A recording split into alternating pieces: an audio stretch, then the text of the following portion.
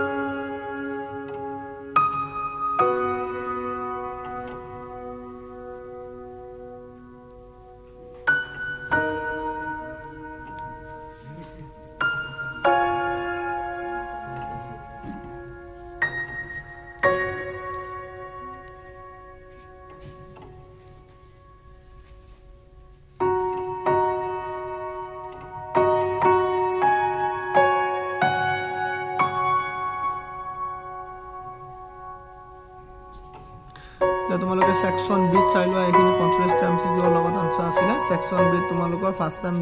10 টা 2 মাৰ্কৰ কোৱেশ্চন আহিব তো যেনেকৈ এটো প্যাটাৰ্ন আছে ঠিক তেনেকৈ প্যাটাৰ্নৰ কোৱেশ্চন আহিব তোমালোকে ইয়াৰ পৰা বহুতখিনি উপকৃত হ'বা ভালকৈ চাই লবা বস্তুবোৰ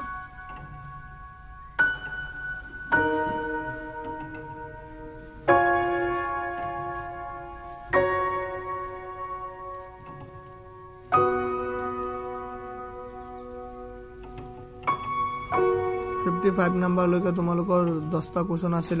লং কোৱেশ্চন 2 মাৰ্কৰ এটা সেকশন সি তোমালোকৰ দুটা 4 মাৰ্কৰ কোৱেশ্চন থাকিব এইখিনি তোমালোকৰ সাপ্লিমেন্টাৰী কিতাপখনৰ পৰা আহিব তো ইয়াতে তোমালোকৰ 4 টা কোৱেশ্চন থাকিব দুটা লিখিব লাগিব অৰ দিয়া থাকে তো মই এই দুখন পেপাৰত যি 8 টা কোৱেশ্চন দিছো এই 8 টা কোৱেশ্চন পঢ়িলে তোমালোকৰ কাৰণে যথেষ্ট হ'ব এই 4 টা এই 8 মাৰ্কৰ কাৰণে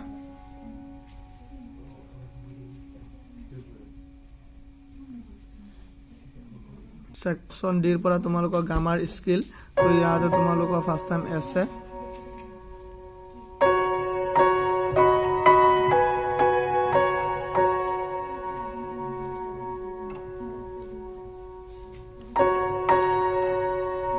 তাৰ এছে তোমালোকৰ অৰ আহিব ষ্টৰী ৰাইটিং যোনে এছে নোৱাৰিবা ষ্টৰী লিখিব পাৰিবা স্টোৰি শিকি গলে বেছি ভাল কাৰণ স্টোৰিটো বনাই লিখিব পৰা যাব এসেটকে তাৰ পিছত তোমালোকে letter writing letter to the editor too বহুত ইম্পৰ্টেন্ট হয় তো ইয়াৰ বিপৰীতে ৰিপোৰ্ট যিকোনো এটা শিকি লবা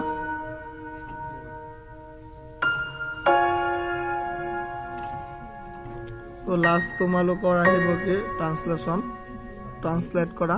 ইয়াতে তোমালোকৰ ইংলিশত দিব অসমীয়াত লিখিব লাগিব এনেকুৱাকে তিনটা ইয়াৰ অৰত তোমাৰ সাবস্টেন্স ৰাইটিং আহিব এটো লিখিলে তোমালোকৰ এখিনি আছিল প্ৰশ্ন কাকতখন তো তোমালোকৰ দুখন প্ৰশ্ন কাকত দিয়া হৈছে সিম্পল পেপাৰ এই দুখন তোমালোকে নিশ্চয় চাবা থ্যাংক ইউ